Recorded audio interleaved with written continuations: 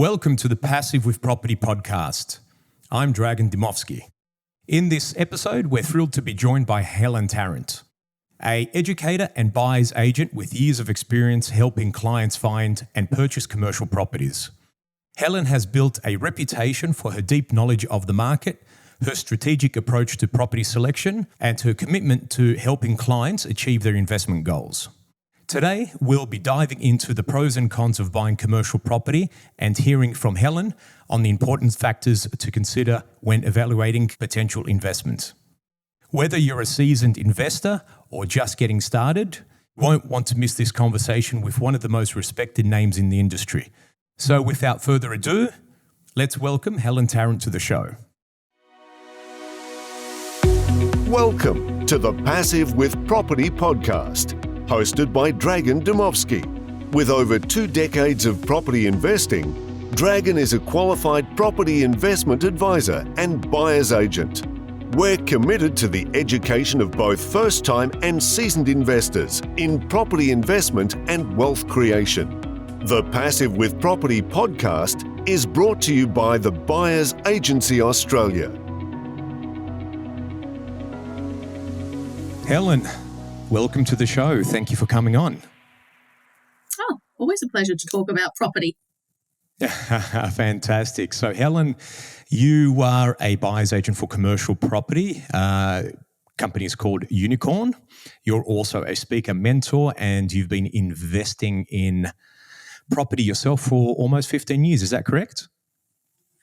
Yes, absolutely. But foremost, more than anything else, we're probably an educator in the commercial property space before a buyer's agent. So I've got a firm belief that all of our clients go through our education process before they become buyer's agent. It actually makes them a better investor, and it makes them a faster investor. And it also makes them more sophisticated in the marketplace. So, I'm not educating as I'm doing the deal.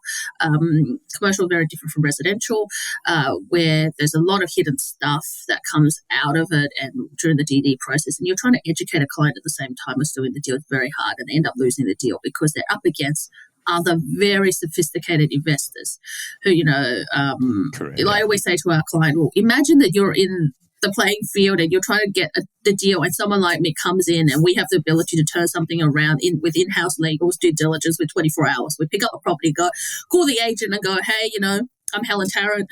This is our credentials. Google us. Yep. And there's no need to know yet. We want to put the bid into this property. They're going to go, well, they're a sure bet.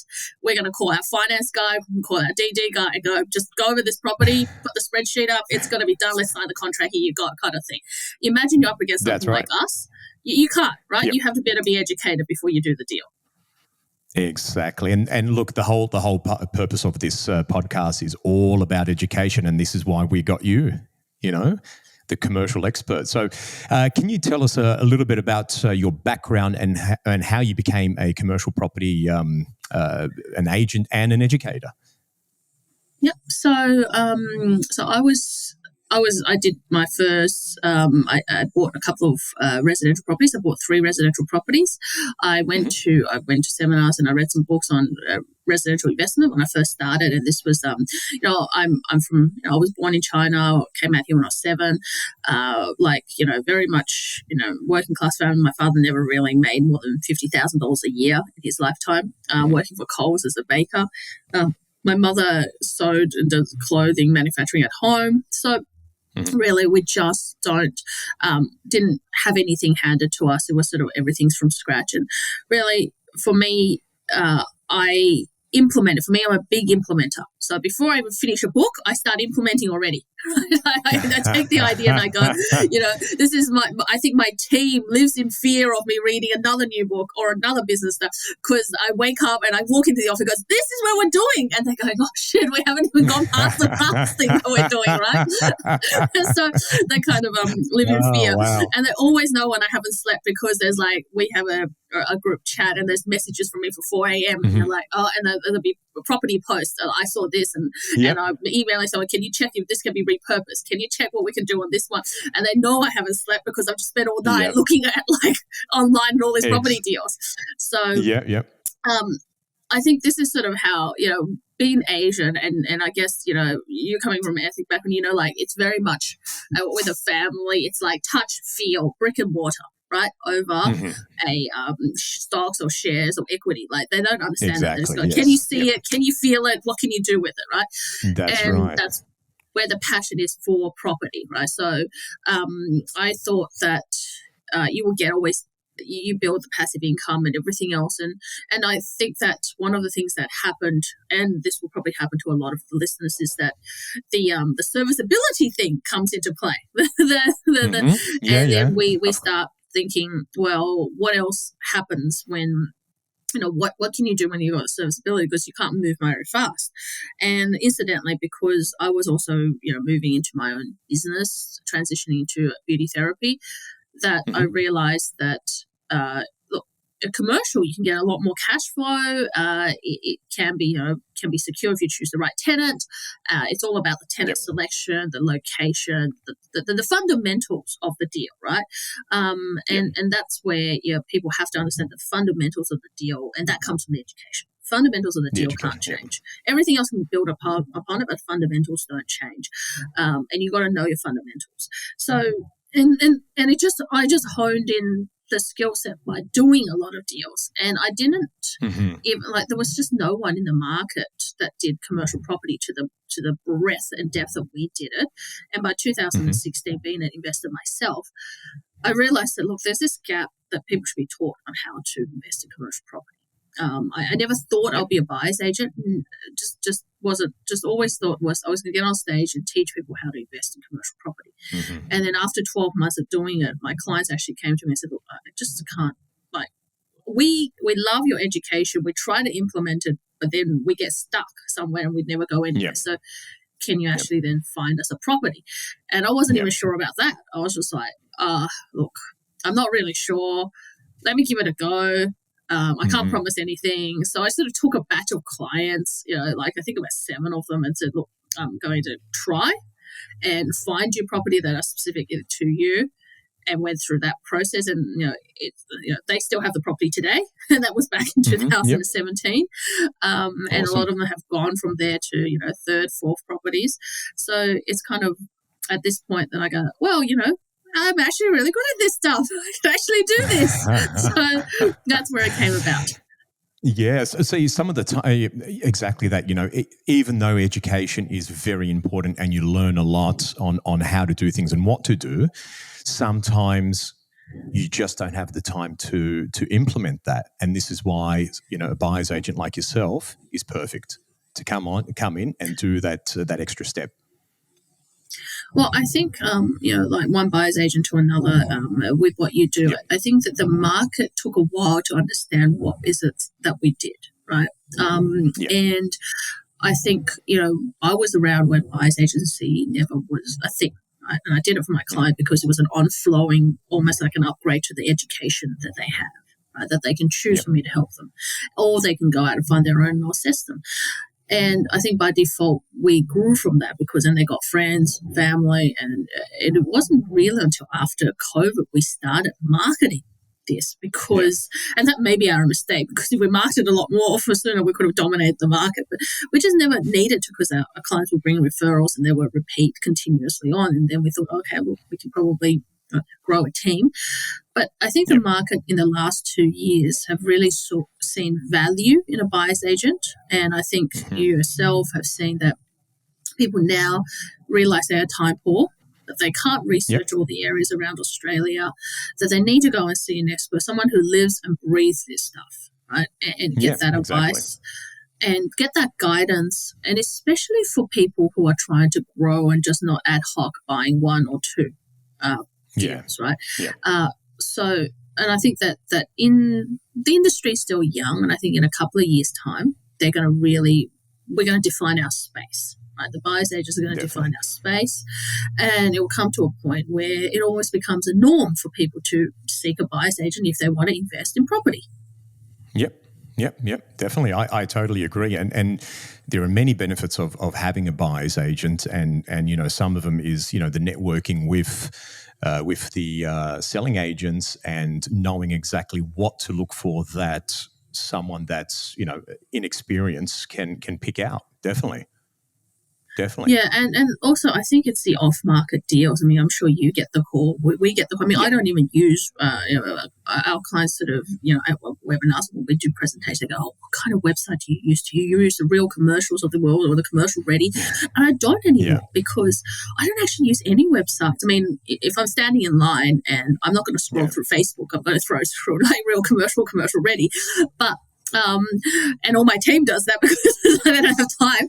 But I don't really sit online anymore and go through listings. Apart from the fact that I do have a team to do that, but I actually just get the call every day. I get a call or a few calls actually from agents about here is the deal, right? And exactly. And that's the magic of it. Like, and these are the deals that don't go to market. Like, today, this morning, just before our call, I got a call to say, hey, we've got a site that's got Woolies and a few other things, and we think you could get it above 7%. And we're like, wow, okay. Yeah. What is our price point? And they're like, maybe 4 to 5 mil. Look, that's probably a few of our investors coming together to do it, or maybe one large investor. But still, like, we get those calls varying from a property that's 500K to, 5, 10, 12 mil. So, I mean, that's the magic. I mean, you would too. There's people who have a site and they go, So, Helen, in the commercial space, what would you say the percentage of an agent off market, so properties that are not advertised, would be? Okay, so this is where it gets a bit tricky. Okay, so if you are in Sydney, almost everything goes to auction. There's not that many off-market deals in Sydney. Yeah, same as the residential space. Yeah. So if you're in Melbourne, it's probably like a 25%. You'll get it before it hits market, and then if they don't get the price point, they'll go to market. And a lot of them are auctions or EOIs, very similar to sort of Sydney. But when you're in Brisbane or Queensland, where we're in a different market, I would say that along the strip of Gold Coast, Brisbane and Sunshine, we're probably 50-50.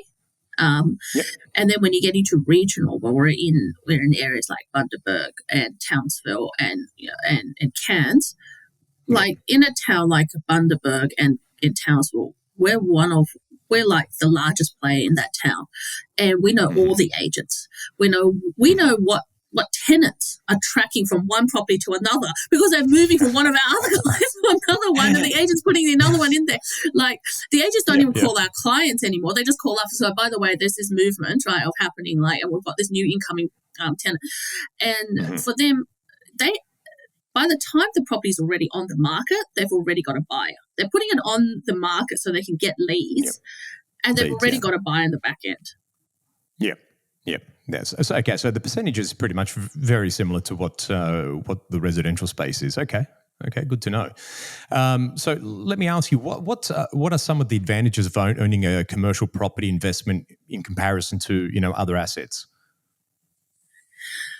So I guess the number one thing is cash flow, right?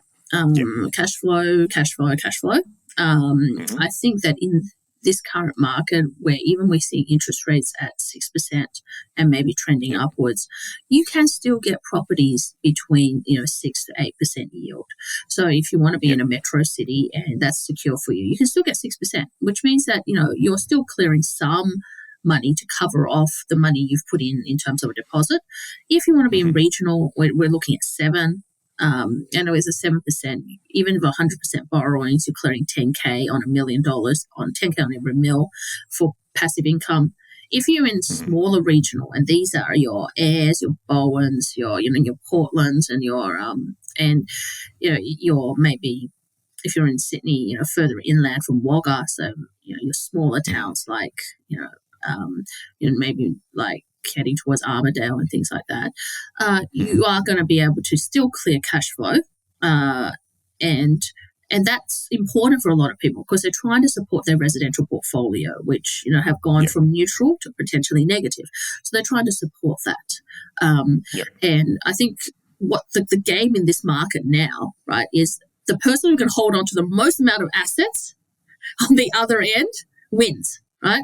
So even 2 years from now, you can hold on to all your resi. You can grow your portfolio at the same time. You're going to come out exponentially wealthy.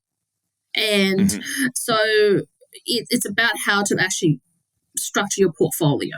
And so this is why I think that that's really the difference between having a commercial versus something else. Is it actually helps you with supporting the rest of what you do, whether that's a business, whether that's an extra income, or whether it's to support your residential portfolio. Okay, awesome. So let's ask this question for listeners out there who are beginners in investing. And if they're thinking, okay, do I invest in a residential or commercial first? How does it work when they want to borrow money? So obviously it's not just, it's not like going to the bank and borrowing money for a residential property. Can you tell us a little bit about that? Yeah, so it's different from resi because it's they've got no doc, low doc, and full doc loans like you would in residential, but the metrics are a little bit different. So your low doc loans, counterintuitively for people, it's actually for people who are on ABNs and low income self-employed people. They're actually structured that way. And you can get up to 80%, right? A full doc loan can maximum go up to 75%. So it's kind of counterintuitive. But a lot of people also remember buy their own premise through those finances as well. No doc loans sometimes won't even need the servicing. It can be actually secured against the property at up to 70% if someone's doing an uplift project. But the most important thing about commercial is what we call a lease doc loan. And we do this day in, day out. And this is probably most of our clients that are in Sydney, Melbourne, because we're highly leveraged in Sydney, Melbourne, as serviceability tapped out, is to use this lease doc loan. And simply the lease doc loan is a form of a loan that only uses the income from the lease to test for servicing. So let's just say, let's work this scenario out. Let's say that you're buying a property in let's just say for this example, it's 7% yielding in regional. It's $1 million purchase, nice round numbers, and you're borrowing 65% of the $1 million. So you're borrowing $650,000. Now your interest repayments at 6% is $39,000. Right. So $39,000. Now, when you take the lease to the bank, and the lease shows that it's doing $70,000 a year in net rent, after all outgoings, net rent, it's actually about 1.75, 1.75 times the coverage of that actual interest. So the bank will look at that and say, yes, it fits our margins. Most of the time is 1.5 times the interest, and they'll write the loan. That's fine. So they'll just write the loan and say, off you go. We don't need to look at you, your asset liabilities, and there you go. And they won't even look at what you're earning or income or last year's tax return or anything. They'll just go off the lease and go. And obviously you need the deposit of, did you say 35%? It's 35%, and don't forget 35%. You need cost as well. So unless you're at ACT or Adelaide, you're going to need 5% to budget 5% for costs. Yeah, and like for someone like me, I would do lease stock loans because I've got properties everywhere in different entities. Day in, day out, right?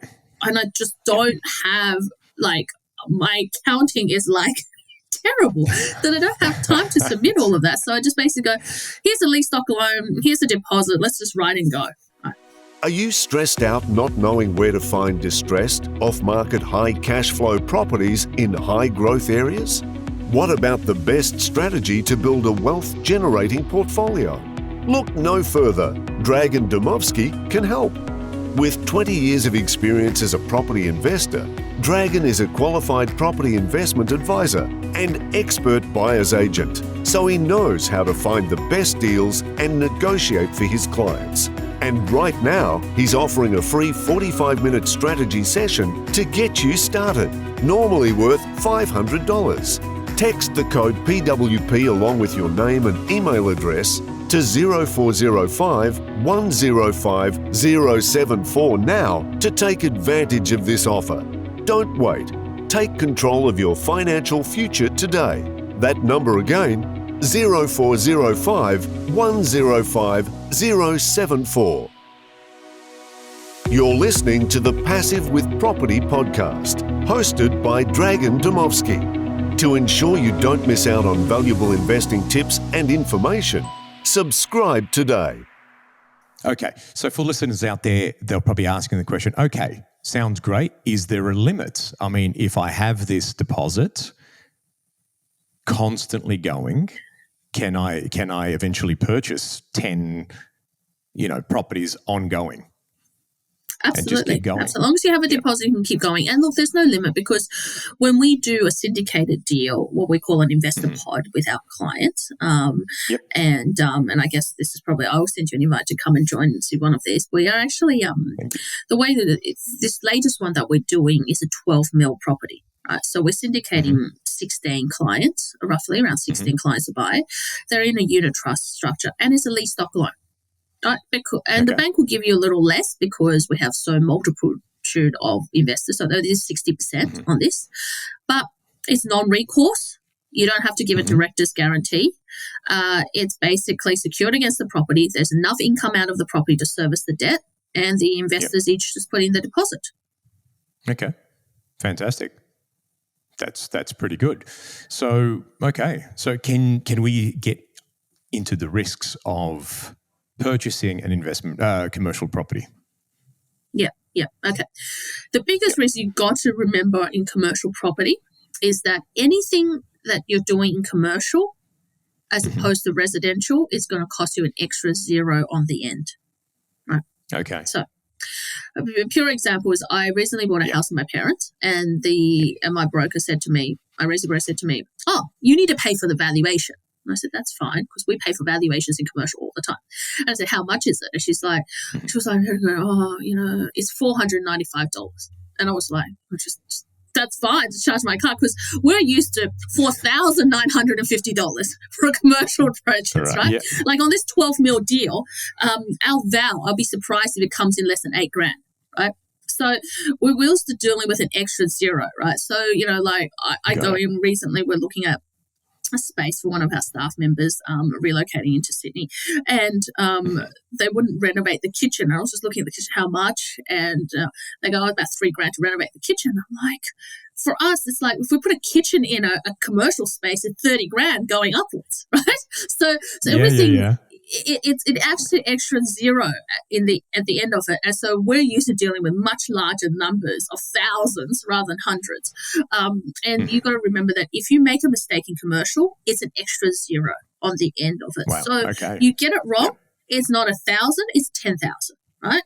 Oh, it's 30,000, it's 50,000, right?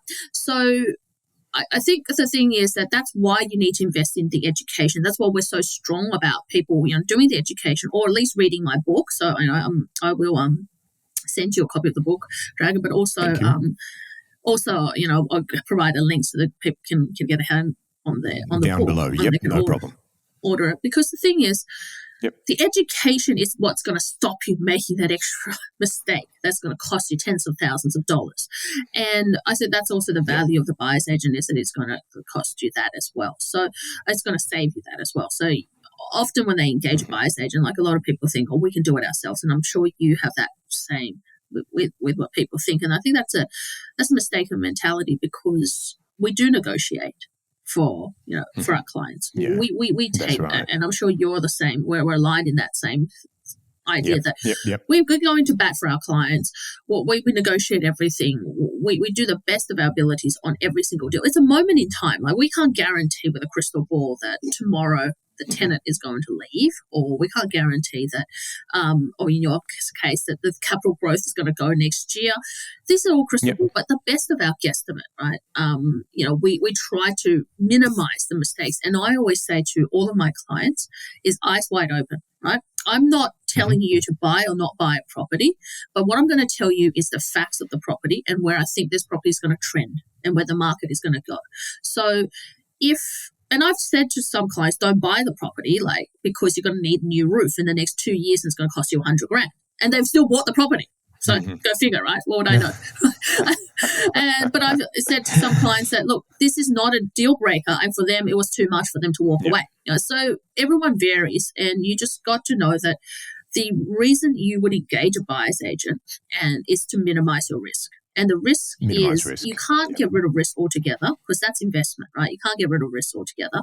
But what you can do is minimize that risk. And in commercial, the biggest risk you have is making a mistake on the tenant, making a mistake on the location because it doesn't suit the tenant, or the location is not going to yield the continuous growth of rent or growth, and or you're making a mistake on the actual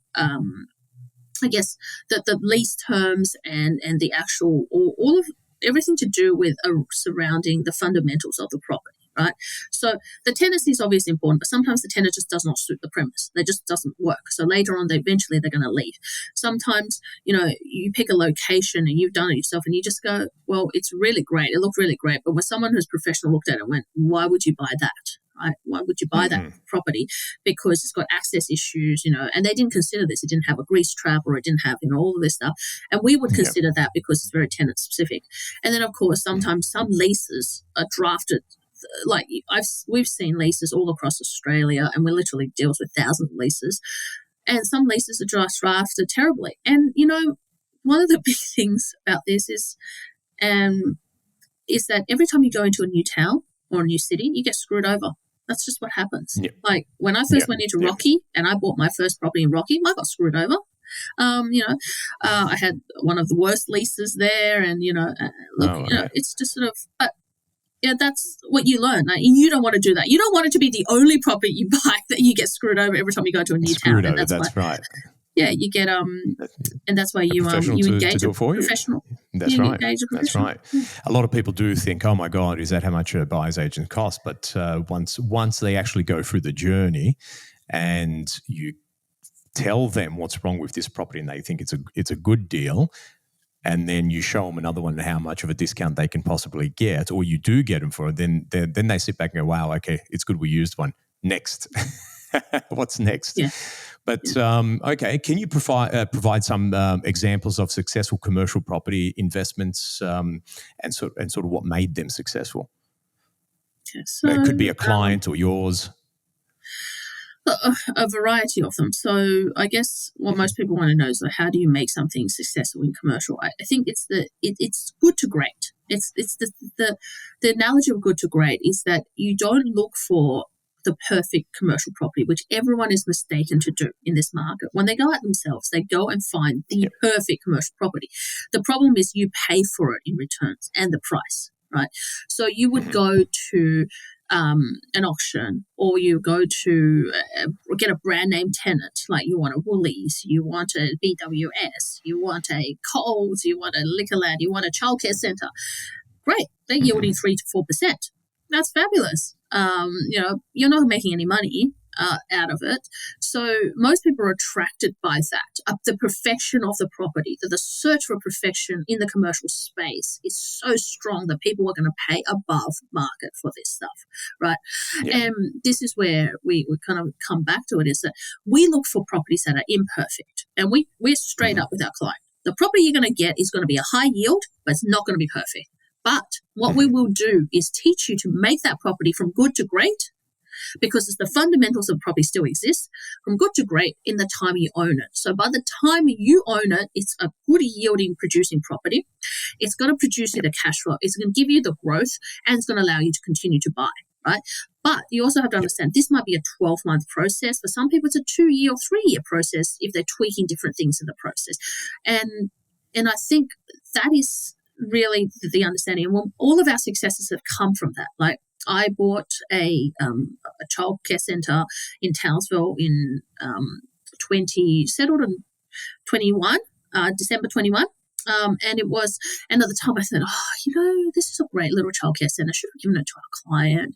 It's $440, and then I was like, well, thank God afterwards I did give it to a client because, it had non-compliance issues. It had, we dealt with a vendor who says, take it as it is. We're not going to fix this stuff there. There's a trip hazard. We had to rebuild the sand pit. As you know, when you're dealing with childcare centres, the levels of compliance is very, very strict, right? I'm sure it's very high, right? Yeah. Yeah. So you got a leaking sand pit. You got to figure out how to rebuild a leaking sand pit, right? And you got insufficient coverings for the play area. And then the kids are at risk of having a burn when they come down the slide, which you don't think about these things, but it's very tenant specific, right? This is their concerns, right? You go in there, and the first thing I do is every property I buy, I go in there and I talk to the tenant. What is your issue, right? And their issue is, I don't have enough air conditioning in this unit. We don't have any storage to store our toys. We don't have any covering issues because we can't, in a hot day, like this property was in Townsville, a hot day in Townsville with like 40 degrees, the kids can't play on the play area because they're in danger of being burnt. I mean, and the list just goes on. And I was like, thank God I never gave this to a client because all of these things I have to go. You would have had those right? issues, them knocking on, coming back to you and go, what did you put me in? Yeah, well, exactly that, right? So we went through and just went, well, let's fix all of this stuff, right? Let's get your container storage. You know, we had to get access from the neighbors. Let's get a container storage. Let's rebuild the sand pit. Let's get a new air conditioning in. Let's get what can we do in terms of flooring, covering? What can we do, right? And we've got slip hazards and trip hazards. What can we do to bring that compliant? So let's get all of those things fixed, and then let's discuss the lease. So the tenant then afterwards signed up on a new 10-year lease, and we did that in 12 months, and then we sold it at auction for $713,000. So for most people, that's a win. That's a win. That's right? a win. That's definitely a win. Yeah. Yeah. Especially for your first timers, even beginners, within first, second, third properties for sure. Okay. So Helen, how do you identify properties that would be a good fit for your client? It's very individual. So what I do is I actually spend a lot of time and I get this all the time because I have like over 300 videos on YouTube. We've got a podcast, and people can go out and consume literally 12, 15, 50 hours of my content online for free, right?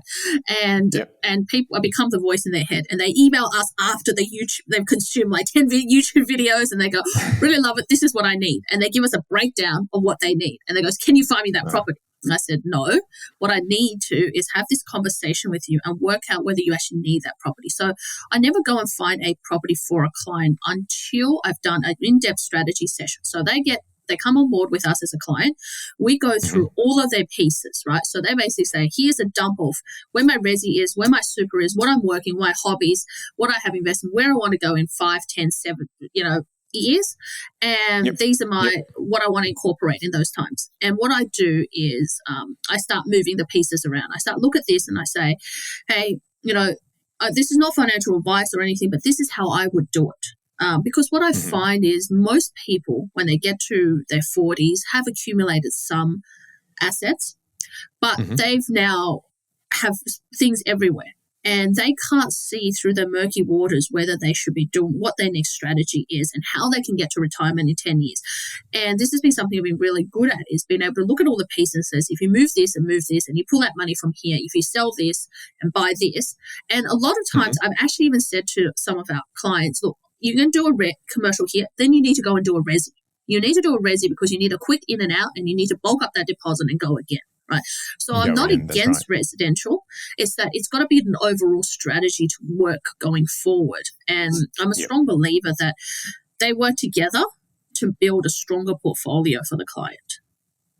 Yeah, definitely. I agree. So tell me now, once you find a particular property for a client, how do you negotiate with the seller, the agent, to get the best deal for your client?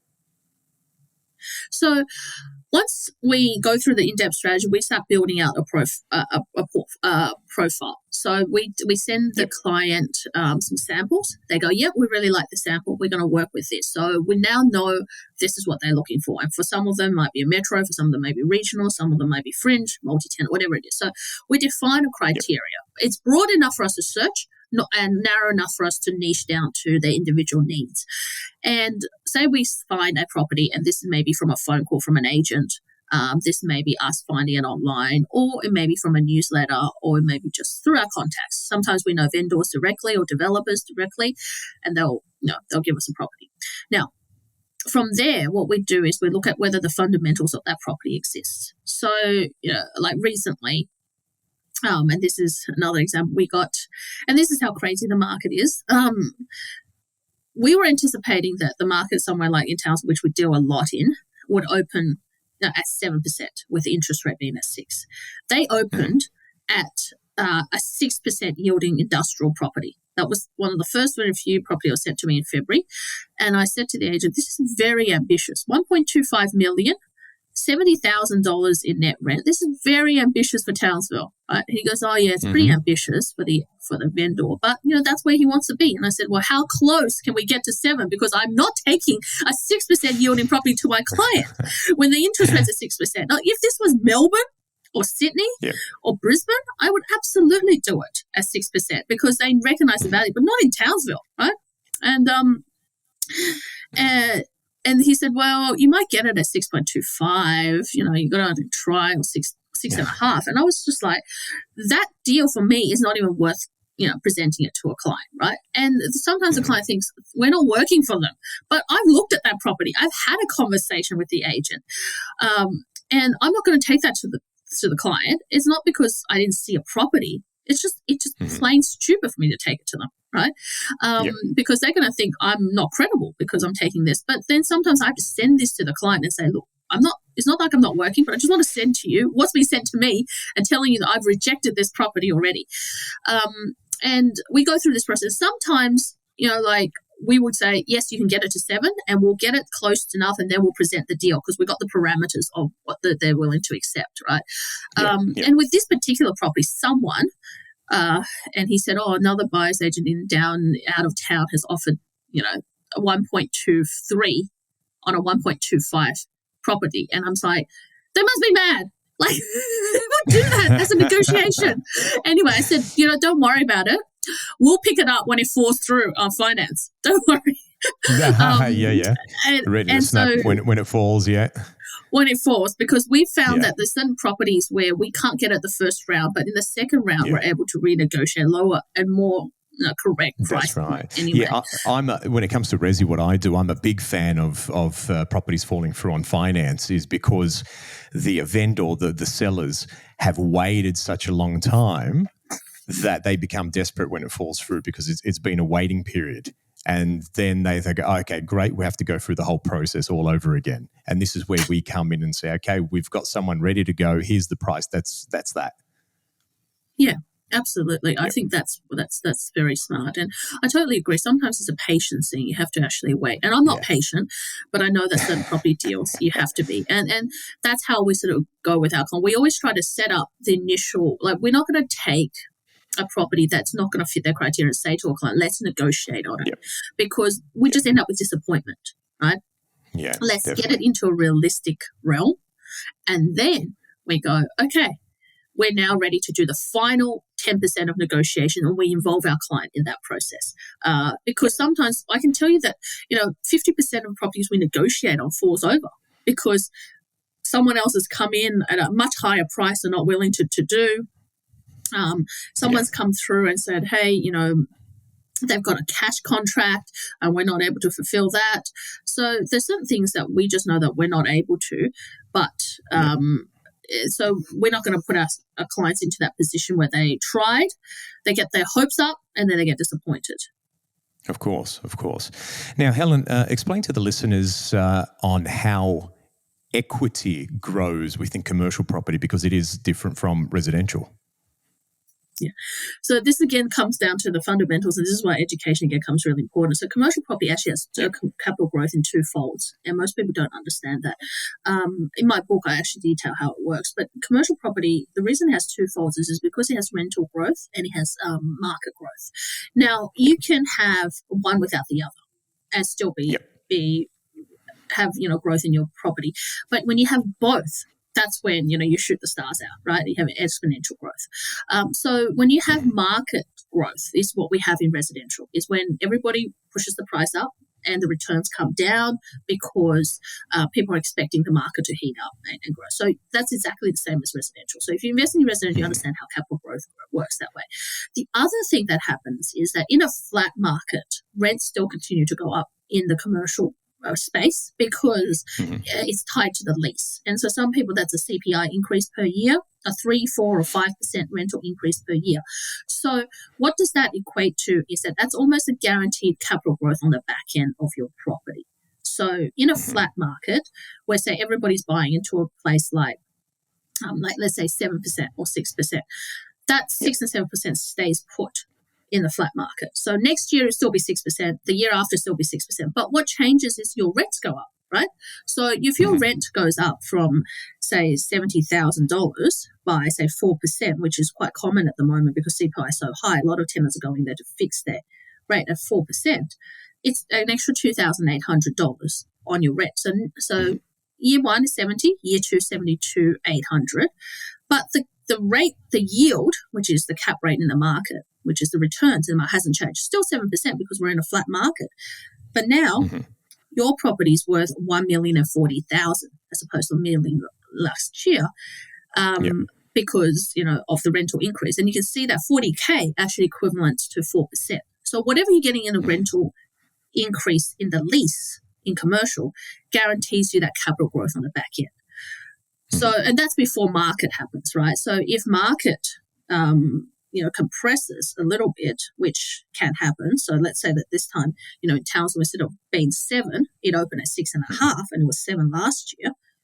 Your property is now worth 1.120, so $120,000 more than what last year was. So you got your 4% and the extra 7% growth on top of that. So that's where it becomes exponential, right? Yep.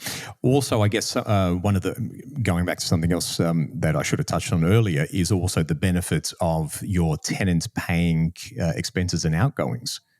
So everything in the commercial space is traded on net rent. So and it can be two things. So for example, you have a hairdresser in your tenancy and she's paying $40,000 net rent plus outgoings, and the outgoings are $20,000. She's paying $60,000 a year. Right. So that's what she's paying. Now she could alternatively be paying $60,000 gross rent, and $20,000 of that goes out as outgoings, and $40,000 is the net. Right. Either way, those two properties are sold exactly all the same on $40,000 net rent, and exactly the same price. So everything in commercial, regardless whether it's a net lease or a gross lease, is always sold on the net rent basis. So we have to reduce everything to the net rent. The only difference is when you go and calculate, when you're looking at it as a layperson for the first time, it's harder for you to work out the net rent with someone on a gross lease than it is someone on a net lease. On a net lease, you just go, the 40,000 plus outs, we don't have to worry about the outs. I'll just take the 40,000 divided by the market rate, market yield, and that's it. Whereas someone gives you a gross rent of 60,000, you go, hey, Mr. Agent, you now have to give me the outgoings so I can verify that it's 20,000 and what the net rent is. So for someone who's starting out, that's a lot harder. And believe me, that we're dealing with a 10 million plus property where the tenants are on gross leases, and we're trying to itemize on something that is like 9 tenancies, 10 over 10 mil, what the outgoings are. And we're thinking, all right, so the management fees are not meant to be 25,000, it should really be fair, 50,000. The maintenance fees, and we start to add layers and layers and layers of this, right, onto it. So, so again, everything's traded, just remember, everything's traded on a net rent basis. Okay, fantastic. Okay, so we've got a lot of information there. Thank you. So what advice would you give someone that's just starting out looking into investing into commercial property? Get my book, Cashed Up with Commercial Property by Helen Tarrant, and also play a YouTube channel, Commercial Property Roadshow with Helen Tarrant. Google Helen Tarrant, you'll find lots and lots of information, lots of free information. Look, when you're starting out, the most important thing is to get yourself used to what a commercial property looks like versus a residential. And unthink. Just pretend you know nothing about investing in commercial. Don't bring your preconception of residential into the commercial space. That is the worst thing someone can do as a commercial property investor, is that they bring their residential to the commercial. And I've had a prime example where a client will go through and do an inspection, and we go through and do a commercial inspection totally different. Like we look up, we look at the ceiling, we look at, we check for, things like mold, we check for structural issues, we check for, any leaks and any potential, issues that's going to come at 10, 20, 12 or 24 months. And then I've got a client who's going, well, the light bulb's broken, the tile is broken, there's a leaky tap, and I want all these things fixed. And their solicitor saying to them, "You got to be kidding me, because that's not a commercial legitimate thing I can even go back to the vendor on, because he will just say, well, that's the tenant responsibility." I've even had a other buyer's agent, on the other side of a property that I've sold, said to me, "You didn't replace the hot water system for your tenant." And I said, "Did you read my lease? It specifically said the tenant needs to replace their own hot water system. So it's not my responsibility that it happened, right? So it's about bringing your real, just saying, look, I know nothing. I'm just going to find out and take things at face value of what it is, and find unbiased information on commercial property. That's the most important thing. Don't be skewed by an agent who tells you this is the greatest property in Rockhampton and is yielding 6%, because that is not. Let me tell you that is not. And benchmark it. That's the other thing, benchmark it. So what is Sydney doing? What is Melbourne doing? Benchmark it against those cities, and you'll know if you're getting a better or worse return. Fantastic. Look, I'll add all your links down below so people can easily find you, and if they want to purchase your book. Helen, thank you very much for today. That was amazing. I'm sure the listeners are going to get a lot out of that, and we'll definitely bring you in another time again to do this all over. Absolutely. Awesome. Thank you. Thank you. Thanks for listening to the Passive with Property podcast, hosted by Dragan Domovsky. For valuable information on property investment and wealth creation for both first-time and seasoned investors, be sure to subscribe today. The Passive with Property podcast is brought to you by the Buyers Agency Australia. Are you stressed out not knowing where to find distressed, off-market, high cash flow properties in high-growth areas? What about the best strategy to build a wealth-generating portfolio? Look no further. Dragan Domovsky can help. With 20 years of experience as a property investor, Dragan is a qualified property investment advisor and expert buyer's agent, so he knows how to find the best deals and negotiate for his clients. And right now, he's offering a free 45-minute strategy session to get you started, normally worth $500. Text the code PWP along with your name and email address to 0405 105 074 now to take advantage of this offer. Don't wait. Take control of your financial future today. That number again, 0405 105 074.